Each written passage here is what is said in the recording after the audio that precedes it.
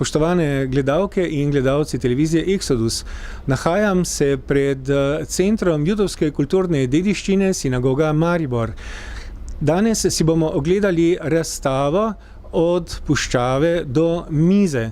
Prosim, vstopite z mano.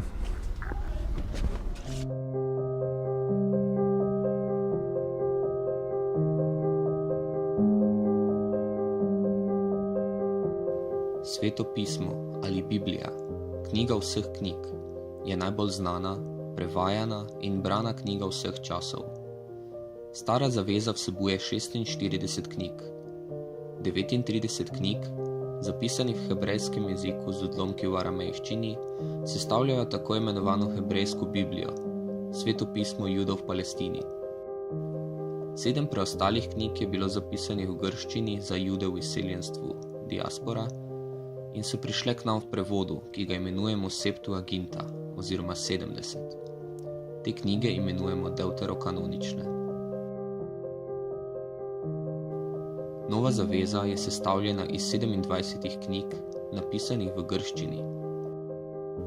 Izraz knjiga označuje različne literarne zvrsti in obsege, od najkrajšega 219 besed obsegajočega 3. Janezovega pisma iz Nove zaveze do 52 poglavij obsegajočega preroško-zgodovinskega dela z natančno 33.002 besedama, ki ga pripisujejo Jeremaji oziroma njegovim učencem.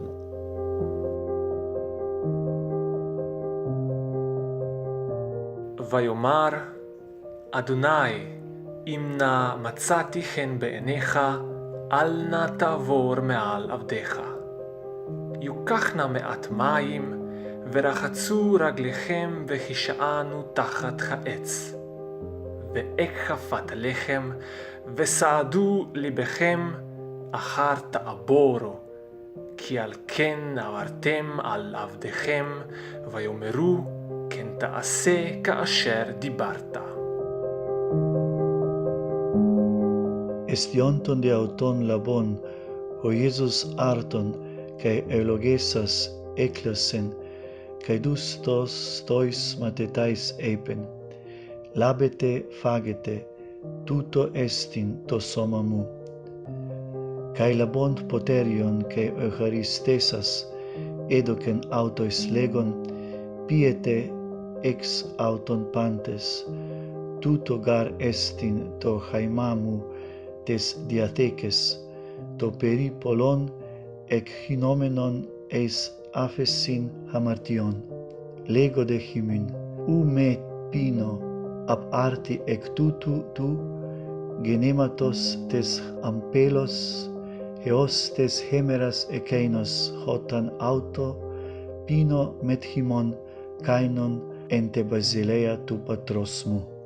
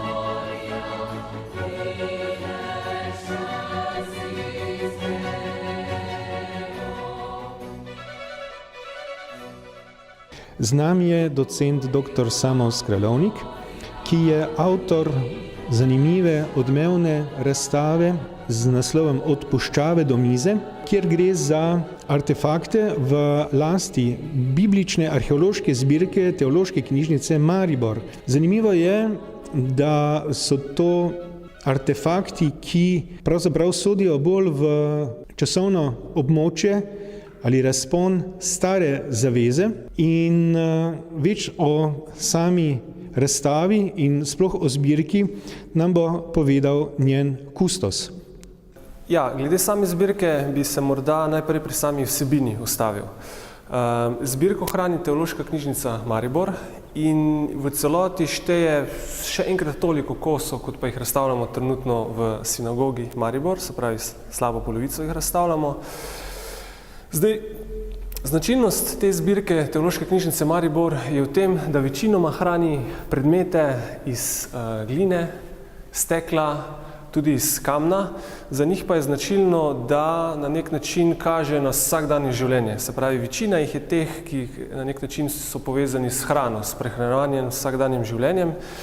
In zaradi tega razloga je bila tudi potem sprejeta nekako odločitev, da bi bila vodilna nit ali rdeča nit, s katero vodimo tokrat obiskovalca skozi razstavo, prav hrana. Namreč v tej razstavi, kljub temu, da imamo v njej tudi po več tisoč let stare artefakte, vendarle nimamo zdaj recimo zlate Tutankamonove maske ali pa kaj podobnega, imamo pa predmete, ki kažejo predvsem na vsakdanjost, na tisto konkretnost, kjer pravzaprav živimo. Časovno gledano, kar omenjate, so predmeti zelo heterogeni.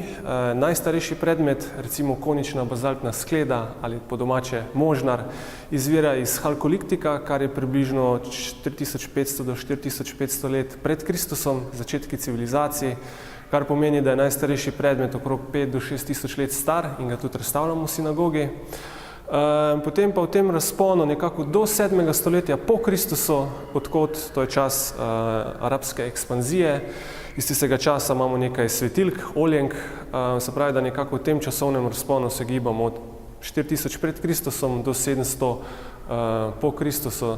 Znotraj tega pa torej različni predmeti za različne namene, kot rečeno največ posod, potem so tukaj še oljenke, razni krožniki, tudi ena nagrobna maska, to pa je v glavnem to, kar se tiče razstave predmetov.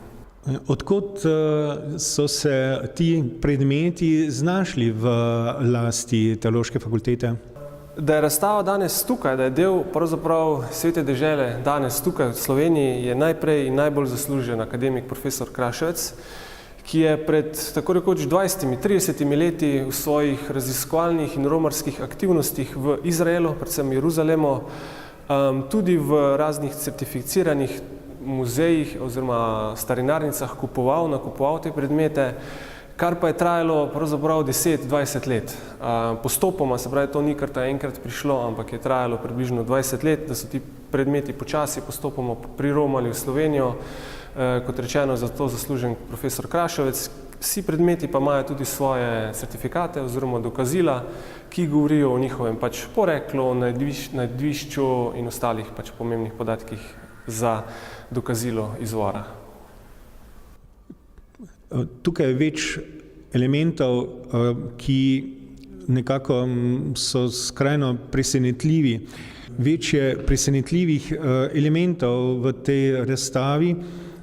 Prva stvar, ki fascinira, recimo, je kvaliteta izdelave teh vsakdanjih predmetov. Človek je resnično presenečen nad tem, kako so lahko nekdaj z relativno primitivnimi sredstvi oblikovali tako popolne izdelke. Ali tukaj arheologija kaj odkrila kaj posebnega, morda kakšne stvari, ki so neobičajne, nenavadne, kakšne posebne orodja ali kaj podobnega? Pravzaprav niti ne gre za kakšno posebnost, ampak gre za dve posebnosti, bi rekli, človeške narave tistega časa. Prva je ta, da je bil namen, s katerim so se lotili izdelovanja v starih časih, morda mičkeno drugačen kot danes. Če je danes recimo preračunan pravzaprav na rok uporabe ali pa garancije, je bil takrat predmet izdelovan na nek način zavedno, za večnost. In zato tudi recimo, kamniti bazaltni možnar, ki je star približno 6000 let, dejansko je preživel celotno človeštvo, vse milijarde in milijoni ljudi, ki so se rodili in umrli v tem času, ta je ostal nedotaknjen.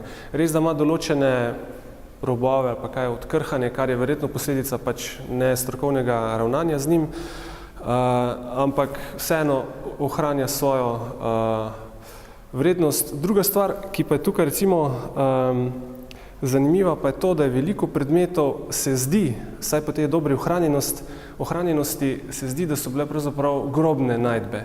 Kar pomeni, da je ravno to, da so bili z svojim lastnikom pokopani kot neke vrste spremstvo, onstranstvo, so na nek način bili zaščiteni, bi rekli, z metri zemlje, da so lahko na nek način počakali vse ta stoletja, tisočletja in nam lahko danes prikazujejo, pa govorijo to zgodbo starega človeka. Razstava je razdeljena na več časovnih obdobij in v nekem določenem trenutku se judovska zgodovina nekako prepleta z egipčansko. Tudi iz tega obdobja je nekaj izdelkov. Tako, v razstavi se v obdobju kraljev dotaknemo tudi tujih vplivov, pri čemer je najbolj tako viden ali pa ki ga mi tudi prikazujemo vpliv Egipta, pa tudi Asirije. Ko govorimo o Egiptu, imamo v mislih pečatnike. To so pravzaprav čisto majhni kamenčki z odtisom oziroma imenom, recimo Tutmozisa III., faraona, ki je bil tisti čas neke vrste, recimo, ekvivalent sodobnega žiga ali pa avtorizacije določenega posla. Uporabljali so za sklepanje pogodb, za arhiviranje in tako naprej. Se pravi, na nek način so ti pečatniki pokazatelj prisotnosti tuje administracije ali pa tujega vpliva v Palestini oziroma Izraelu, pri čemer se pri teh pečatnikih zdi, čeprav vsebujejo hieroglife, da morda izdelovalec, ker najverjetneje so bili izdelani lokalno, se pravi v Palestini, ne pa v Egiptu, da izdelovalci najverjetneje niso poznali hieroglifov, ampak so poskušali motive posnemati. Drugi vpliv, ki ga velja omeniti, pa je vpliv Asirije. Pod nakovalom Nebukadnezarja v končni fazi pade leta 587 oziroma 86 Jeruzalem, tempelj je porušen. Iz njegovega časa pa imamo eno opeko. Ena njegovih glavnih dejavnosti je bila tudi oskrba ali pa skrb za templje, kar je pomenilo, da so uporabili veliko ceglov, zidakov. In en takšen zidak je tukaj v naši zbirki z njegovim klinopisom in tudi, ker je tudi vtisnjeno njegovo ime Nebukadnezar. Saj za recimo približno vešče Svetega pisma bo to ime nekaj pomenilo. Naša televizija je Exodus TV. Je tudi kaj iz tega obdobja v zbirki? Ja, tudi to obdobje je pravzaprav zelo vidno, tako v Svetem pismu kot naši zbirki izhajali, ali pa, če tako rečem, paradni kon ali pa leitmotiv naše zbirke je ravno ta kamniti bazaltni možnar, o katerem pravzaprav beremo v drugi Mojzesovi knjigi, Exodusu, kjer piše, da so potem po izhodu, ko jih že faraon izpusti in tavajo po puščavi in so bili Izraelci brez hrane, se to pismo poroča, da je Bog pošiljal iz neba mano, hrano, ki je bila podobna bdelju oziroma koriandru in da so te semena Izraelci trli v možnarjih. In to je nek način, ta temeljna svetopisemska podoba, ali pa motiv, človek ne živi samo od kruha, je še tukaj ena druga dimenzija in to je bil tudi poskus, da bi prikazali, pa poskušali prikazati ta možnar, ki simbolizira puščavo, ki simbolizira Božjo skrb za človekovo, recimo, hrano, da bi bil to neke vrste motiv, ki bi bralca vodil. Če tudi ne gre za sakralne objekte, ampak vseeno čutimo, da je judovska kultura in kasneje tudi zgodnje krščanska nekako smatrala obed kot nekaj svetega. Na koncu koncev tudi evharistija je neke vrste hrane. Točno. Ravno to je bil razlog izbire teme razstave. Prvi je bil ta tehnični, kot prej omenjeno, tukaj nimamo nekega orožja, sablje, topov, ne vem kaj, da bi zdaj tukaj pokazali, ne vem, bojno opremo Izraela, pač pa imamo predmete, ki kaže na hrano. Zato smo se odločili, da bi bila to hrana. Takoj zatem pa seveda pogled uhaja k teološkim razlogom, ki so bili že tako omenjeni oziroma navrženi. Hrana v Svetem pismu ima tako vse prisotno ali pa vse pomembno vlogo, da je pravzaprav najdemo čisto pri vseh pomembnih dogodkih v Stari zavezi. Govorim, kakor opisuje to Svetopismo. In če tako rečemo, človek je od padca do odrešenja risan s hrano. Vsi poznamo Adama in Evo, jabolko otrgati, smo pri hrani. Vsi tudi vemo, da Jezus v svojem zadnjem govoru kot kriterij vstopa v Božje kraljestvo pravi, ne pridite v Božje kraljestvo ti, ki ste me nahranili. Ko sem bil lačen, ste mi dali jesti, ko sem bil žejen, ste mi dali piti. Se pravi, tukaj spet kriterij hrane. In med padcem in odrešenjem, čisto katerikoli odlomek želite, da navedem, je na nek način povezan s hrano. Pa naj bo to Abrahamova zaveza, naj bo to Noetova zaveza, naj bo to tista temeljna zaveza, ki je bila sklenjena na Sinajskem pogorju, je bilo tudi obet, se je jedlo. In v končni fazi, če skočimo zdaj v novo zavezo, ni naključje, da je bil paschalna večerja, tisti okvir, znotraj katerega je Jezus potem spet ukalupi novo zavezo, nov obet in kot je bilo omenjeno, v končni fazi se kristjani zbirajo ob hrani. Pri maši se pravzaprav ob hrani, gre za zbiranje ob hrani, skupnost.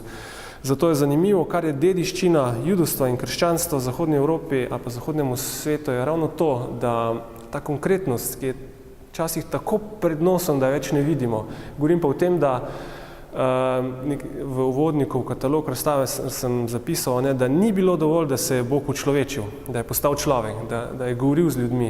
Ampak dejansko, kot vemo, pravi, razlomil je, delajte to moj spomin, dejansko se Bog spremeni v tisto hrano, vsakdanjo hrano. In v končni fazi, če spet preskočimo, recimo, ko Jezus uči svoje učence moliti, vemo, da spet prosimo za naš vsakdanji kruh, kjer pa ta pojem že seveda presega to fizično hrano, on pa govori o vseh potrebah, ki jih pa človek v življenju ima. Se pravi, vsi ti razlogi so na nek način privedli in zgodovinske razmere in tehnične okoliščine razstave in teološke razloge, da smo potem se odločili za to pomembnost, izpostaviti to pomembnost hrane v Svetem pismu.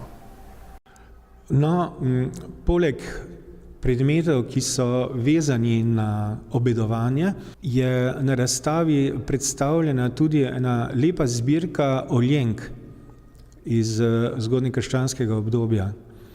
V kakšnem kontekstu so te oljenke? Te oljenke so tako razstavljene posebej v eni vitrini, v enem paketu, če rečem, kjer je bila želja, da bi prikazali razvoj oljenk od tistih najstarejših, preprostih, ki je bila zgolj taka odprta školjkica, brez nobenih odprtin, oziroma ni bila zaprta, čisto preprosta zadeva, do potem precej umetelno, oziroma že tako obrtniško izdelanih, recimo oljenk tam iz 5. 6. ali pa iz časa Bizanca, 5. 6. stoletja. Ideja je, se pravi, da bi dali prvič obiskovalcu idejo nekega materialnega razvoja, druga pa takoj, da bi videl zatem tudi idejo kulturnega razvoja, ker namreč zanimivo je, da je svetilka kot temeljni vir svetlobe v tistem času in okolju prisotna v vseh religijah, še posebej v judovstvu in še posebej tudi v krščanstvu. Tako rekoč v vseh zgodnjih centrih krščanstva, čeprav nimamo dokaza o liturgični rabi, imajo arheologi povedati, da so našli v teh skupnostih svetilke. In v končni fazi tudi v tem beremo in se navezujemo v razstavi na odlomek iz apostolskih del, kjer Pavel dolgo noč razlaga in lomijo kruh in piše tudi, gorilo pa je tudi veliko svetilk. Tako da je v tem smislu te svetlobe, luči, o kateri je tudi Jezus, po Janezovem evangeliju, ta luč sveta, ki prihaja, je na tej ravni teologije ali pa simbolike tudi izpostavljeno, da luč ni samo oljenka ali pa glina, pa kos nekega olja ali pa gline, pač pa tudi simbol Božje prisotnosti. Vrniva se morda k samemu povodu za tole razstavo. Gre za 50. obletnico enote Teološke fakultete Univerze v Ljubljani, tukaj v Mariboru, in pa tudi 30. obletnica biblične arheološke zbirke Teološke knjižnice v Mariboru. Kdaj se je porodila ideja o tej razstavi? Ja, ideja se je porodila tudi zaradi omenjenih obletnic in prihajajočih obletnic, namreč 18-19 sta tako polni leti, da imamo tukaj ne samo omenjene obletnice, kot je recimo 50. obletnica enote v Mariboru, Teološke fakultete v Ljubljani, recimo 19 pride 100-letnica Univerze v Ljubljani, pride 1600-letnica Hieronima in tako naprej. Polno je teh priložnosti, da smo na nek način čutili tudi dolžnost in primernost, da bi bil to pravilni trenutek, da te predmete pokažemo.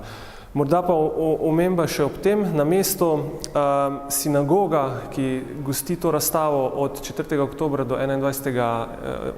do 21. januarja 19, je samo tako rekoč prva postaja te razstave, ki namreč roma potem po Sloveniji. Gre naslednjo leto 19 na jubilejno leto Univerze v Ljubljani, gre v Ljubljano, potem pa verjetno še v kakšne druge kraje, ker še ni čisto dogovorjeno, ampak zanimanja pa možnosti so kar široke, pravzaprav od Izole do Ptuja, verjetno bo kar lep del Slovenije potem preromala. Ali nam lahko kot kustos razstave poveste, kakšen je bil koncept pri zbiranju teh artefaktov? Ja, kot prej omenjeno, artefakti so časovno zelo heterogeni, se pravi, da nimamo za vsako obdobje enakovredno zastopanost predmetov. Zato smo se odločili, da bomo za vsako to temeljno biblično obdobje, kot so najprej recimo očaki, izhod iz Egipta, naselitev v Kanaanu, obdobje sodnikov, obdobje kraljev in pa od Jeruzalema do nebeškega Jeruzalema, če tako rečem. To je nekako 6 obdobij, na katere smo razdelili judovsko-krščansko zgodovino. Pri vsakem obdobju smo si že potrudili, da bi izpostavili najbolj vidne in stare in ohranjene predmete, hkrati pa smo poskušali ob tem obdobju tudi urisati tako zelo poljudno zgodovinski okvir tistega časa in obdobja in pokazati tudi v tistem obdobju na pomen hrane, ker namreč, kot prerečeno, tako rekoč je nemogoče izpustiti v Svetem pismu stran, kjer ne bi bilo nekaj v kontekstu hrane, tako da smo potem recimo, izhod iz Egipta malo navezali na potovanje Izraelcev po puščavi, kjer se pojavi ta temeljna človekova potreba, lakota, pa bi raje šli nazaj v Egipt, samo da ne bi bili lačni in poskušamo tam pokazati na pomen hrane in končne fazi, recimo spet, ko smo pri zadnji večeri, pa spet seveda usmerjamo pogled bralca k temu, da prepoznava to simboliko in konkretnost Boga, ki se dobesedno daje kot razlomljen kruh na mizo. Se pravi, nek način preplet zgodovine, pomena hrane in teologije po vsakem obdobju. In vsak obdobje ima potem tudi generalno gledano svojo vitrino s predmeti in pa pano, kjer je slikovno gradivo in nekaj besedila na to temo.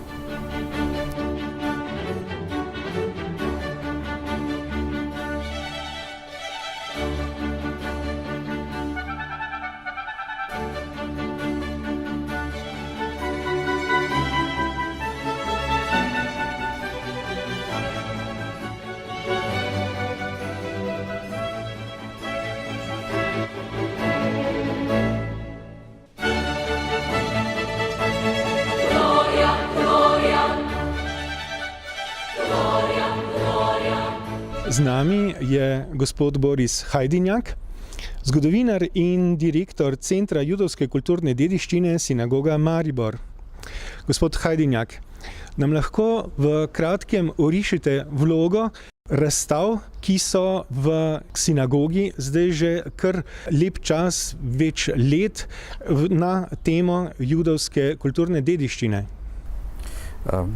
Torej, Center judovske kulturne dediščine Sinagoga Maribor je bil ustanovljen, kot ime pove, z tem, da se ne samo spoznava, ampak da se tudi proučuje in seveda razširja judovska kulturna dediščina.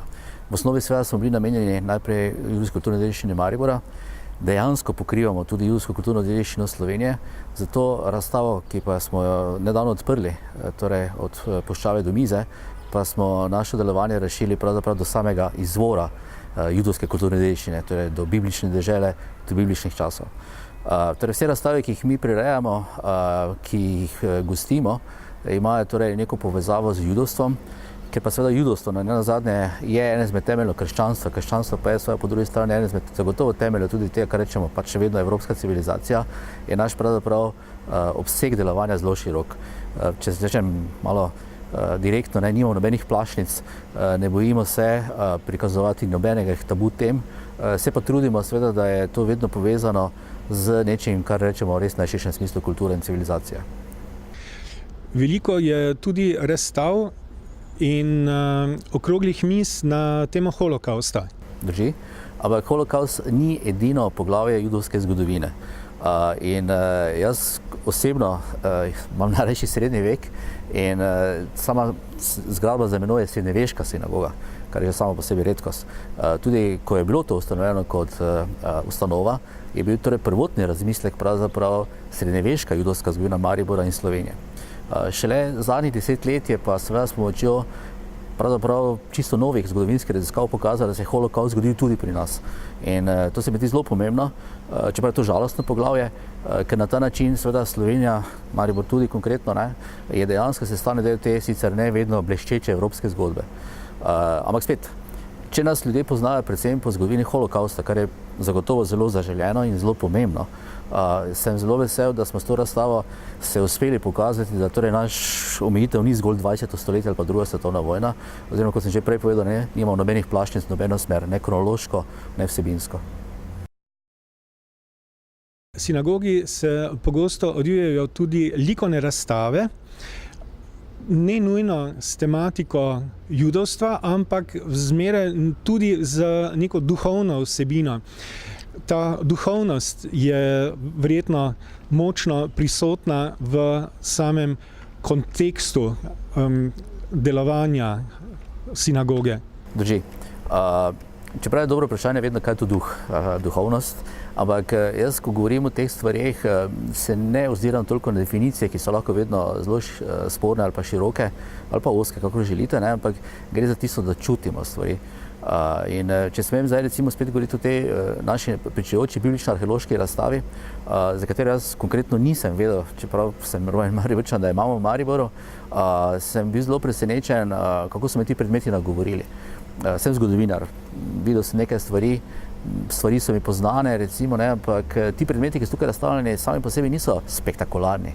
In šele tukaj, ko sem te stvari gledal, pa mi je kapnilo, če rečem takole, da Biblija ali Sveto pismo pravzaprav ni spektakularna. Seveda so nekateri momenti, ki so lahko rečemo kraljevski, ampak večina teksta v Bibliji, ki govori o preprostih, navadnih ljudeh, o preprostih, navadnih rečeh. In ravno ta paradoks, da v teh preprostih stvareh najdemo izjemno visoko duhovnost, se mi zdi zelo pomemben in tukaj pomembno poudariti. Precej je tudi zanimivih koncertov v sinagogi. Precej je klezmerja. Drži, ampak smo odprti za kogarkoli. Naš prostor je seveda pod nekaterimi pogoji, ki sicer niso strašno strogi, na razpolago komerkoli. Zahtevamo, da je neki določen nivo, nismo komercialni, tako da mora biti kakšnih promocij tukaj ne bo, ampak kar se tiče glasbe, ki je ena izmed najbolj univerzalnih umetnosti, kar sploh obstaja, zagotovo je to zelo odprto. Vem pa, da je vprašanje judovske glasbe seveda zelo specifično, klezmer, ki ste ga omenili, sam po sebi ni zgolj judovski, je pravzaprav ena dober miks, mešanica različnih kulturnih vplivov, in zaradi tega samo meni, čeprav nimam nobenega posluha, sem kvečemo dober poslušalec, recimo, je vedno zanimiv, ko si predstavlja, koliko različnih motivov, koliko različnih vplivov, koliko različnih, če hočete, estetik se meša recimo v enem samem glasbeni zvrsti. Torej, Center judovske kulturne dediščine, sinagoga Maribor, je pravzaprav edina tovrstna institucija v Sloveniji, pa morda tudi širše, ki se ukvarja prav s to specifiko judovstva. Mi smo edini slovenski javni zavod, ki se ukvarjamo z judovsko kulturno dediščino. So seveda nekatere privatne ustanove, izpostaviti moram Judovski kulturni center v Ljubljani, ki pa seveda niso javni, ker so privatni in seveda nimajo tovrstne kadrovske zasedbe. Tukaj smo zaposlena umetnostna zgodovinarka in zgodovinar. Zdaj v ostalih državah, po mojem vedenju, je seveda to malce drugačno zaradi tega, ker so judovske skupnosti dovolj močne, da imajo znotraj sebe neke podobne zadeve. Tako da recimo poznam na Hrvaškem, židovska občina Zagreb recimo je toliko močna, da ima svojega arhivarja, ker imajo toliko arhiva, da to potrebujejo. Pri nas je žal tega gradiva bilo v osnovi bistveno manj. Žal se ga je seveda v mnogih letih po drugi svetovni vojni, ko se nikakor ni sistematsko zbiralo, veliko porazgubilo. Na srečo ga je pa še vedno dovolj ostalo, da bo za nas dela še kar nekaj časa ostalo. So sicer potem še nekatere druge ustanove, ki se ukvarjajo z seveda tako drugače z judovstvom, izpostavil bi sinagogo v Lendavi, ki pa ni samostojna, čeprav je javna in profesionalna, in pa mislim, da velja izpostaviti že dolga desetletja zaradi seveda izjemnega pomena, ki ga ima judovsko prebivalstvo sicer za Prekmurje, Pokrajinski muzej v Murski Soboti.